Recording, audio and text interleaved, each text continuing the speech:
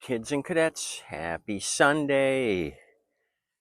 What's shaking? Who's baking? My day off, but I want to help out Matthew G, who emailed me, said he's got a Troy-Bilt TB110 that's had a rough life, and he wanted some guidance on how to get it going himself. So we're going to look at it, Matthew G. So you see, I got a Craftsman here. It's going to be the same as a Troy-Bilt. They just changed the sticker and the front end. It's all out of the same joint. So both of these machines happen to be the automatic choke. So Matthew, your TB110 550EX is going to have the same setup as this crafty 550 M110. So this was a $20 scrapper deal. If you guys remember, this thing came in with 3 feet of pine needles on it. I ended up washing it off, but missed a few. So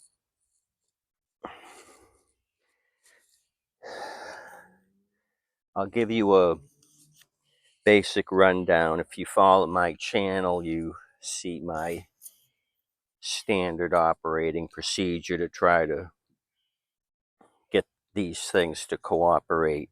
So checking the fuel system or electrical. So I'll go through a quick look at this, although I think we already went through this thing.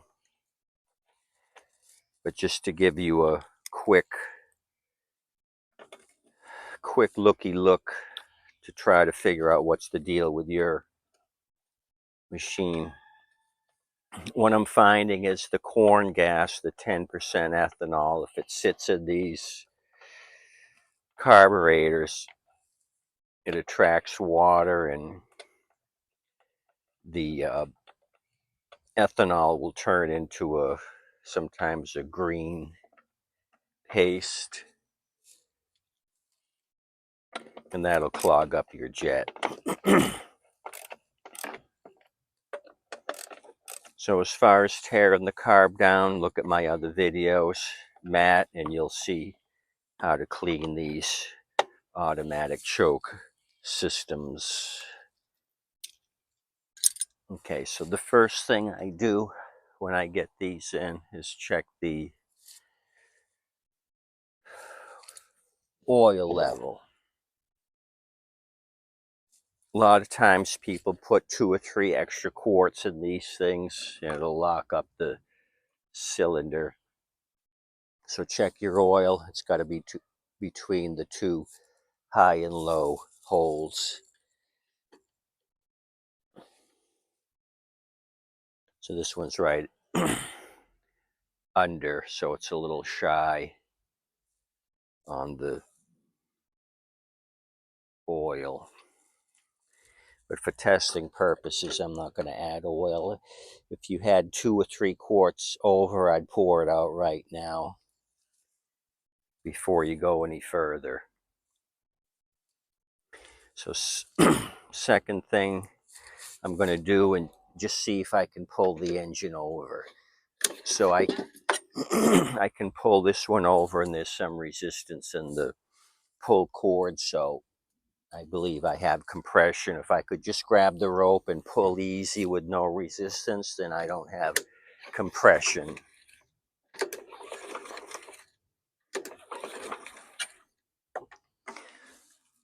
So that's that. I got compression.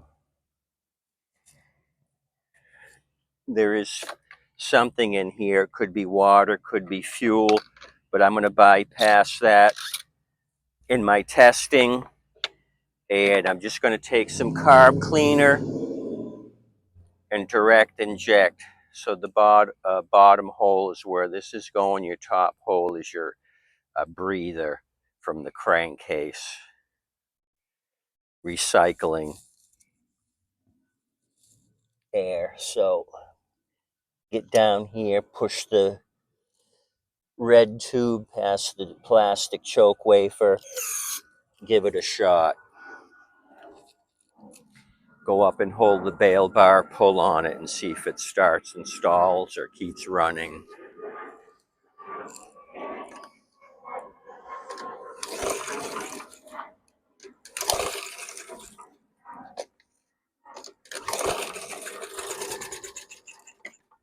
Okay, so it kicked off.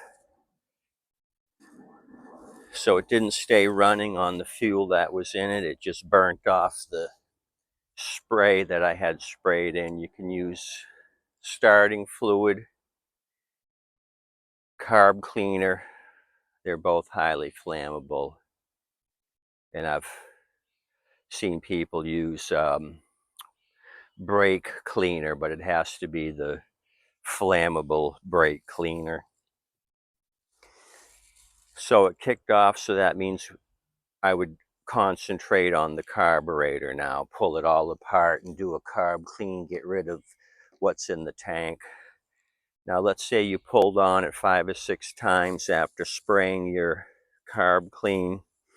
Nothing happens. You just pulling and pulling. You feel resistance, that you got compression, so we don't have sparks. So you come over here to the front, remove the plug, and we can test for spark. We can look at the plug and see if it's got a lot of carbon on it. Is it wet because we sprayed carb clean in, and maybe the plug's bad and the plug's all wet because it wasn't sparking. 5/8 socket. Okay, so this one's pretty crusty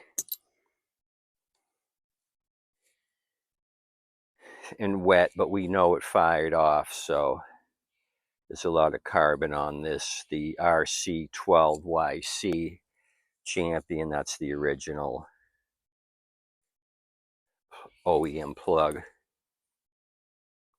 And I'm feeling the carb clean on it, and it kind of stinks like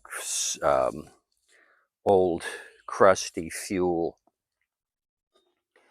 So if you visually looked at it and you want to test it out, put the plug back in the wire and ground out here on the muffler. Get some bare metal, let this sit here like so.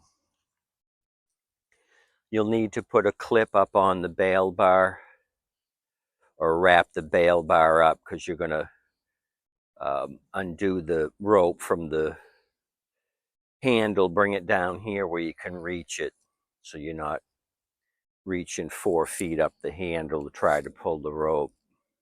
Get it down here. So let me get a I got an old rag here I'll use to tie up the bail bar.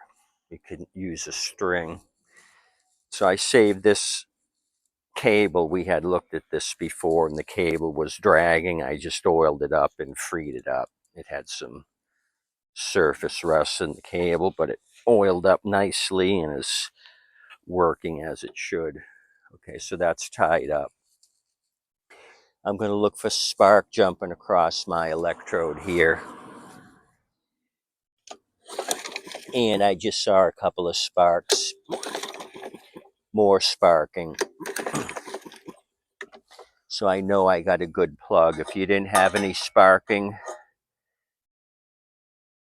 take your plug and maybe rub it on another spot with bare metal. Maybe make a good contact. Maybe you're not getting a good ground. So kind of rough up the muffler cage and the side of the plug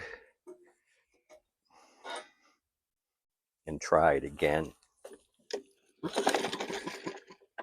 So I got it that time as well. If you had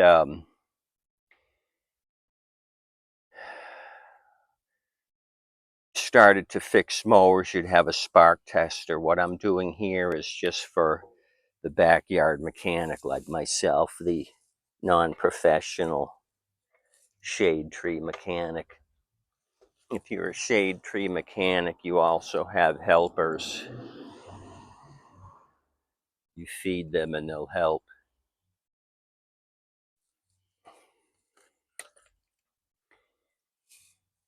So Matthew G, do that troubleshooting, figure out where your problem is. Most likely it's bad fuel. Some places in the country, I've heard from you guys, you can't get non-ethanol. So you go to YouTube and guys will show you how to separate the ethanol from your gas. Get rid of the ethanol, and then you'll have ethanol-free fuel to use. But it's readily available here in Florida. The chain from Philly, Wawa, carries it. Blue Handle pump, ethanol-free. Anybody with off-road equipment, boats, four-wheelers, chainsaws, anything that's going to sit for a period of time, it's okay to burn in your car because you're going through a tank a week. You may let this sit all winter with the corn fuel and it's going to screw you up.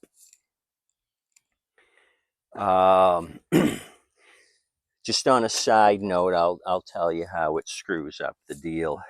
So this is a hose off a lawn tractor I'm working on. Took off the tank. There was bad fuel in it, so I held the tank over a milk jug to get the gas out, and it was just drip, drip, drip.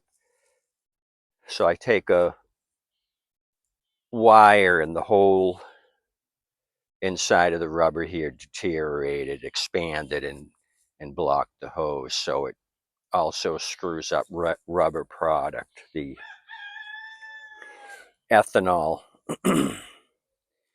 So I stuck a wire in there and pulled out a whole big blob of rubber that had expanded and blocked the hose. So this is going in the trash. I'm not going to reuse this. I got to get another section of hose. So that's the other disadvantage of the corn fuel. So Matthew G, start there. If you want to email me back, if you've got any other questions, maybe I could refer to you to some other videos I've done. But if you look up Craftsman or Troy-Bilt, look on my website, Google those two, and you'll probably see several videos where I'm cleaning out these plastic carburetors. Okay, let me know what you find out. Happy Sunday. I'm going to go take a siesta. If you guys go out for barbecue today, please tip your waitress and wait staff. They're doing an awesome job. Adios, amigos. Got one for you tomorrow. Come back and see me. We got a lot of junk to work on. Junk's been coming in. I've been working on junk. It's just junk.